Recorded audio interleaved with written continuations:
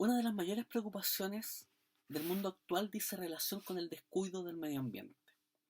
Por lo mismo, en los últimos 50 años hemos visto proliferar una serie de estudios y acciones con respecto al deterioro del planeta. Los hippies, Greenpeace y otras instituciones y ONGs, sumado al buen vivir de las culturas andinoamericanas que ha sido rescatado recientemente por David Choquehuanca y consagrado en las constituciones políticas de Ecuador y de Bolivia, la crítica al daño ecológico también desde la variable política y económica, que podemos reconocer en una vertiente investigativa, por ejemplo en Naomi Klein, o en su vertiente más cercana y popular como la de Pepe Mujica, y más recientemente con la dimensión activista de Greta Thunberg, hasta también la encíclica Laudato Si del Papa Francisco. Todas estas nos gritan de forma elocuente respecto al daño ecológico. Y frente a esto llama la atención no solo las actitudes de indiferencia, sino también de rechazo abierto a pensar con seriedad esta temática, como si simplemente se tratase de una ecohisteria. Evidentemente, hacemos bien, desde un punto de vista cosmovisional cristiano, mirar con ojo aguzado a los exponentes de estos pensamientos y a la base ideológica, teórica que está detrás de ellos. A saber, el animismo, el panteísmo, el materialismo, las doctrinas de la nueva era e inclusive la teología natural que supone lo creado como una fuente de revelación de similar autoridad que la escritura, que la Biblia. Y con ello, con ese reconocimiento, efectuar una sólida crítica bíblica que ponga en su lugar aquello que debemos desechar. Pero por otro lado, cerrar nuestros oídos a esta temática nos hace quedarnos sin tema en la contingencia y con ello sin personas que nos escuchen, porque eso haría suponerles que el cristianismo no tiene nada que decirles para el momento actual. Nosotros los creyentes cristianos, y particularmente quienes pertenecemos al mundo reformado, que es un amplio mundo hay que decirlo, creemos en la gracia común, que nos hace reconocer aquellos elementos que son redimibles desde una cosmovisión cristiana.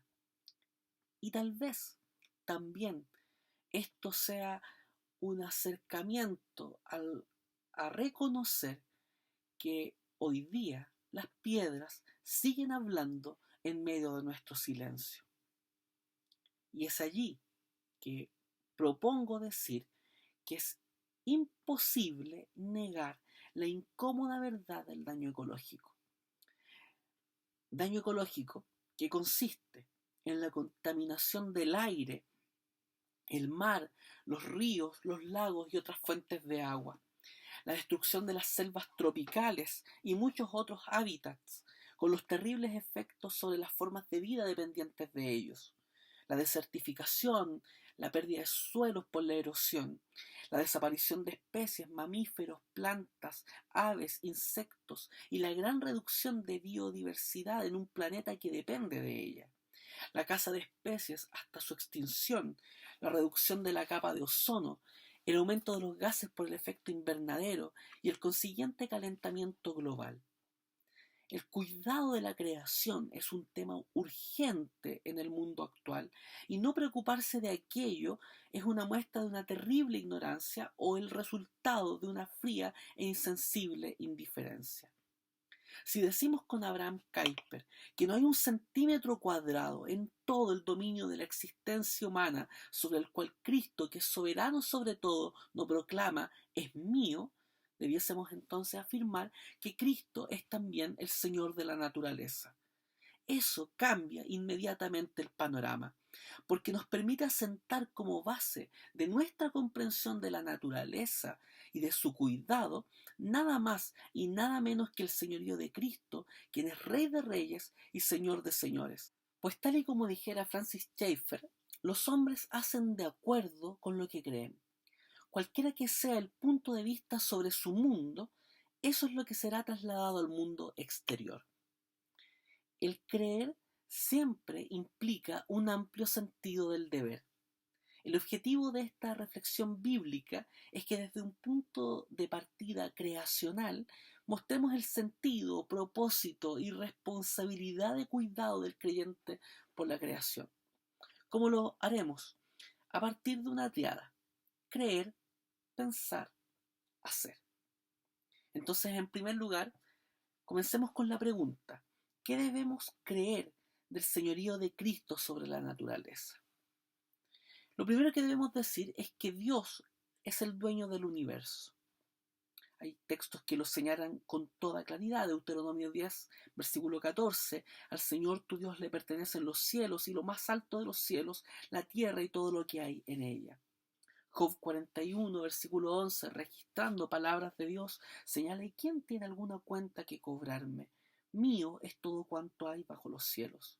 Y el Salmo 24, 1 pone en la boca y en la pluma de quien está adorando las siguientes palabras: del Señor es la tierra y todo cuanto hay en ella, el mundo y cuantos lo habitan.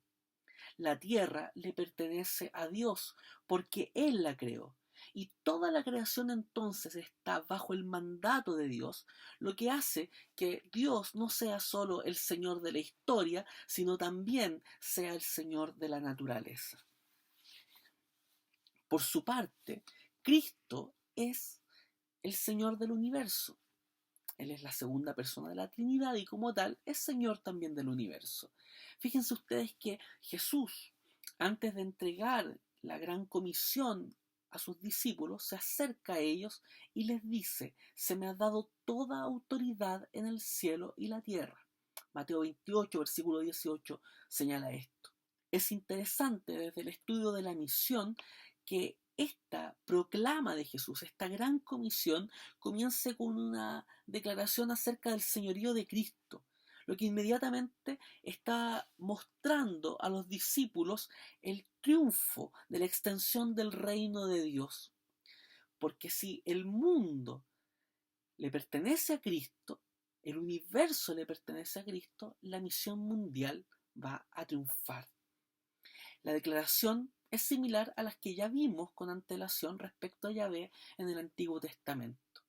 Y si esta declaración la acompañamos por la exposición del apóstol Pablo en la carta a los Colosenses en el capítulo 1, versículos 15 al 20, que señala: Él es la imagen del Dios invisible, el primogénito de toda creación, porque por medio de Él fueron creadas todas las cosas. Aquí este texto está hablando de Cristo. Todas las cosas en el cielo y en la tierra, visibles e invisibles, sean tronos, poderes, principados o autoridades. Todo ha sido creado por medio de Él y para Él. Él es anterior a todas las cosas que por medio de Él forman un todo coherente. Él es la cabeza del cuerpo que es la iglesia. Él es el principio, el primogénito de la resurrección, para ser en todo el primero, porque a Dios le agradó habitar en Él con toda su plenitud y por medio de Él reconciliar consigo todas las cosas, tanto las que están en la tierra como las que están en el cielo, haciendo la paz mediante la sangre que derramó en la cruz. Aquí se señala con firmeza que la tierra le pertenece a Jesús por tres tipos de derechos: por derecho de creación, por derecho de redención y por derecho de herencia futura. Esta magnífica declaración cósmica del apóstol Pablo nos declara entonces que, como diría Kuyper, no hay un centímetro del planeta que no le pertenezca a Cristo. Todo fue creado por medio de Él y para Él. En segundo lugar, ¿qué debemos pensar respecto al señorío de Cristo sobre la naturaleza? Lo primero que debemos decir respecto de esto es que si Cristo es el Señor de la naturaleza, esta es buena. Génesis capítulo 1 y capítulo 2 en palabra de Dios nos señala que la creación es buena, y esto porque es resultado de un Dios que es bueno. De hecho, la bondad de la tierra fue antes de que los seres humanos pudiésemos notarlo, pues es el sello de la aprobación divina hacia lo creado. Y vio Dios que era bueno, es aquello que consagra la bondad del planeta. Además, Si Cristo es el Señor de la naturaleza, ésta es santa. No nos confundamos acá cuando hablamos de la santidad de la creación, porque no estamos hablando de ningún modo acerca de su divinidad. Nada de la creación es divino, pues Dios se diferencia de su creación. Divinizar y personalizar la creación es propio de idolatrías del pasado y del presente. De hecho, como vimos, la creación está bajo el mandato de Dios. Lo santo de la naturaleza, entonces, procede de su vínculo con Dios, puesto que el orden creado obedece a Dios, se somete a sus mandatos, revela la gloria de Dios, se beneficia del sostén providente.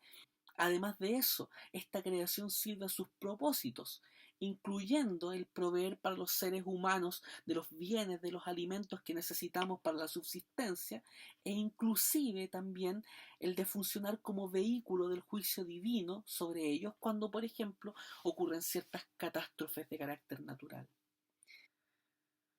Junto con todo lo anterior, si Cristo es el Señor de la naturaleza, ésta fue y será redimida por el poder de su cruz. Romanos capítulo 8, versículos 18 al 23 señalan lo siguiente: de hecho, considero que en nada se compara los sufrimientos actuales con la gloria que habrá de revelarse en nosotros. La creación aguarda con ansiedad la revelación de los hijos de Dios, porque fue sometida a la frustración. Esto no sucedió por su propia voluntad, sino por la del que sí lo dispuso.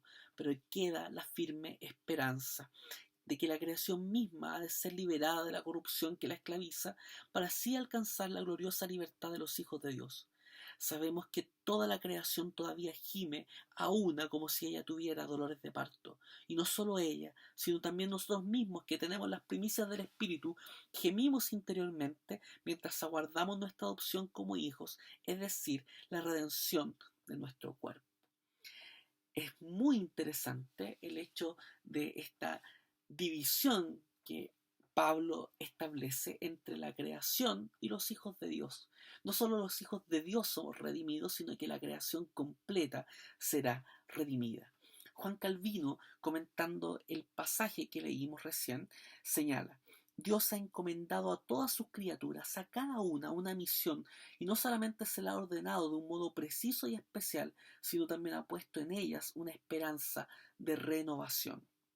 La tierra debe ser redimida porque en la actualidad se encuentra en una situación caída, afectada entonces por la entrada del pecado. Según Génesis capítulo 3, la tierra sería maldita a causa del hombre. Y como diría Francis Schaeffer, cuando el hombre quebranta la verdad de Dios, solo se acarrea sufrimientos. Esta esperanza de la renovación planteada por el apóstol Pablo también fue señalada en otros textos de la Escritura. Por ejemplo, Jeremías capítulo 65, versículos 17 al 25, en un texto de maravillosa alegría y esperanza, dice: presten atención, que estoy por crear un cielo nuevo y una tierra nueva. No volverán a mencionarse las cosas pasadas, ni se traerán a la memoria. Alégrense más bien y regocíjense por siempre por lo que estoy a punto de crear. Estoy por crear una Jerusalén feliz, un pueblo lleno de alegría. Me regocijaré por Jerusalén y me alegraré en mi pueblo. No volverán a oírse en ellas voces de llanto ni gritos de clamor. Nunca más habrá en ella niños que vivan pocos días, ni ancianos que no completen sus años. El que muera a los 100 años será considerado joven, pero el que no llegue a esa edad será considerado maldito. Construirán casas y las habitarán, plantarán viñas y comerán de su fruto.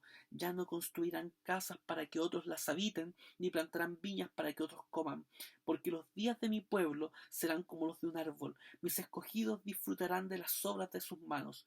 No trabajarán en vano, ni tendrán hijos para la desgracia. Tanto ellos como su descendencia serán simiente bendecida del Señor. Antes que me llamen yo les responderé. Todavía estarán hablando cuando ya los habré escuchado. El lobo y el cordero pasarán juntos, el león comerá paja como el buey, y la serpiente se alimentará de polvo. En todo mi monte santo no habrá quien haga daño ni destruya, dice el Señor. Segunda de Pedro, capítulo 3, versículos 10 al 13 dicen: pero el día del Señor vendrá como un ladrón. En aquel día los cielos desaparecerán con un estruendo espantoso, los elementos serán destruidos por el fuego, y la tierra con todo lo que hay en ella será quemada. Ya que todo será destruido de esa manera, ¿no deberían vivir ustedes como Dios manda, siguiendo una conducta intachable y esperando ansiosamente la venida de Dios?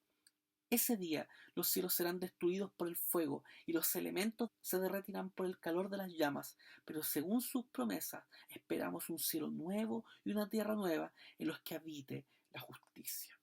Y el texto de Apocalipsis capítulo 21, versículos 1 al 4 que dice: Después vi un cielo nuevo y una tierra nueva, porque el primer cielo y la primera tierra habían dejado de existir, lo mismo que el mar. Vi además la ciudad santa, la nueva Jerusalén, que bajaba del cielo, procedente de Dios, preparada como una novia hermosamente vestida para su prometido.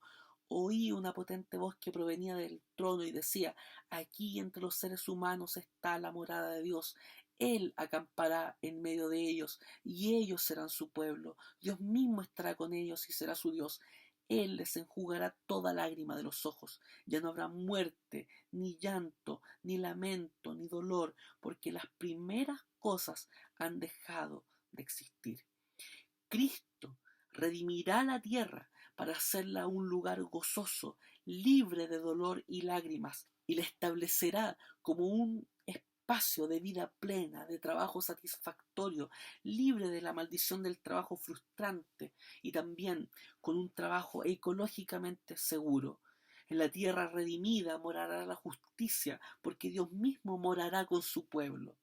Más que la devastación del cosmos, lo que vemos es más bien la purificación del orden pecaminoso en que vivimos por medio de la destrucción de todo lo malo que hay en la creación para establecer una nueva creación.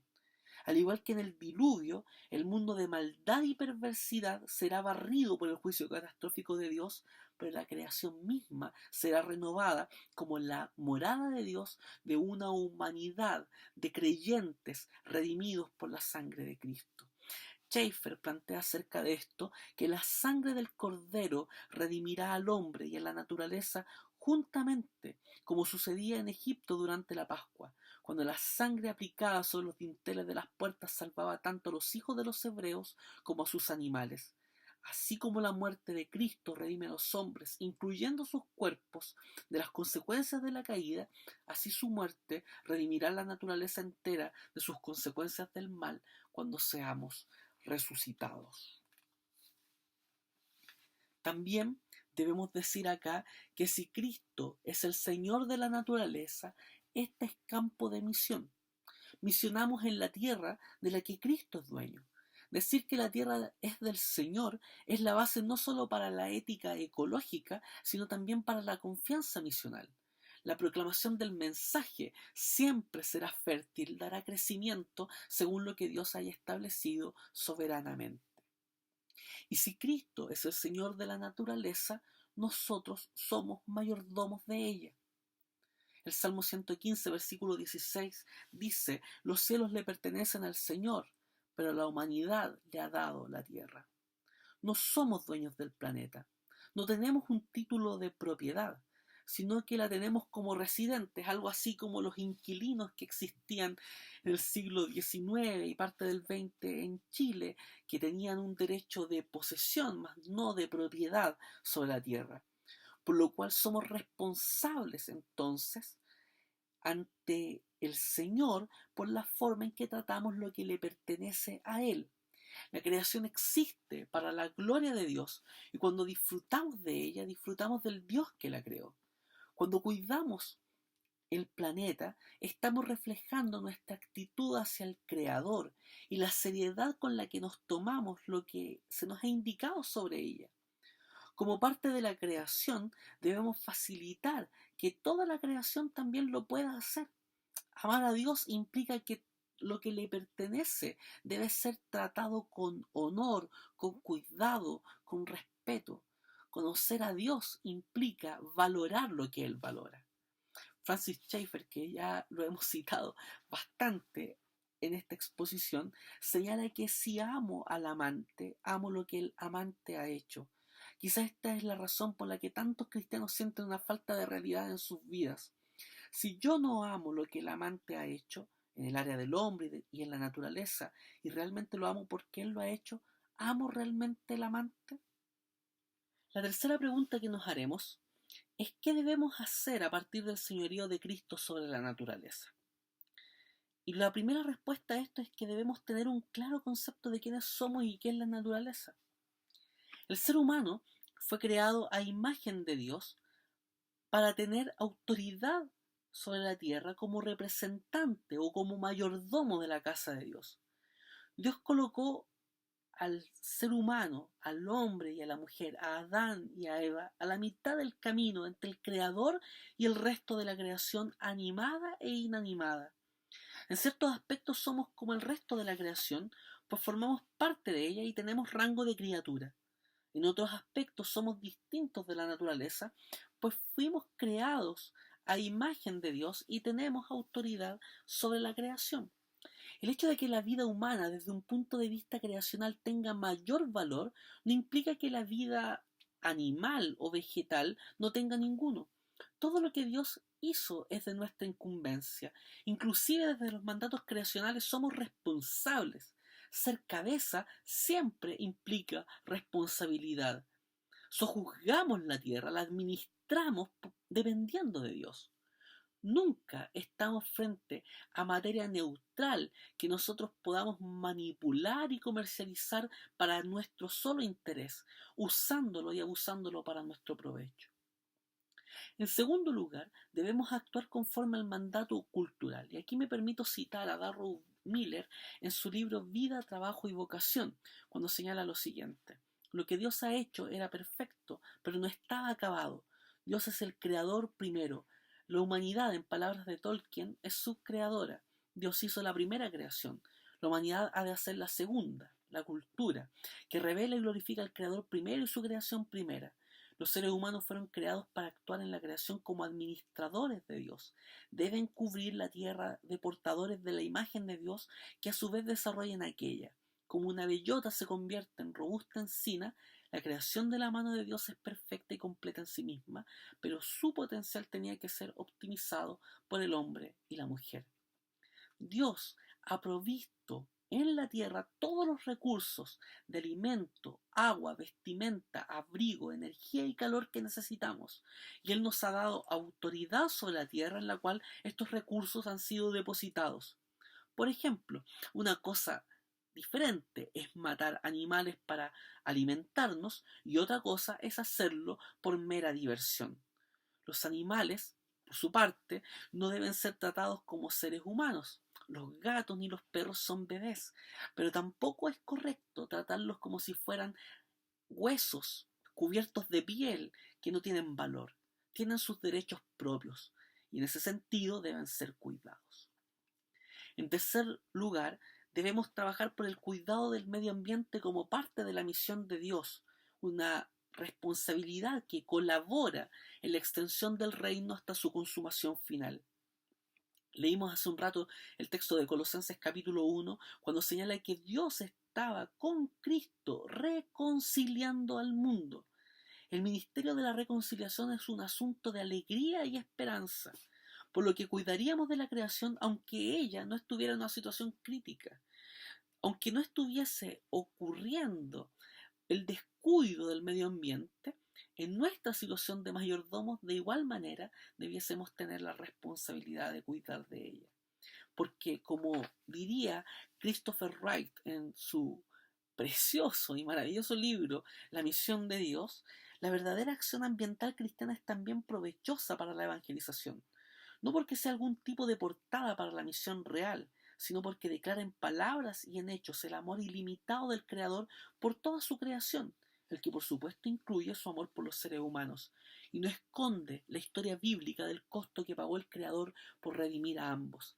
Esta acción es una encarnación misional de las verdades bíblicas de que el Señor ama a todo lo creado y que ese mismo Dios amó de tal manera al mundo que dio a su único Hijo, no solamente para que los creyentes no perezcan, sino en definitiva para que todas las cosas sean reconciliadas con Dios por medio de la sangre de su cruz, porque Dios estaba en Cristo reconciliando consigo al mundo.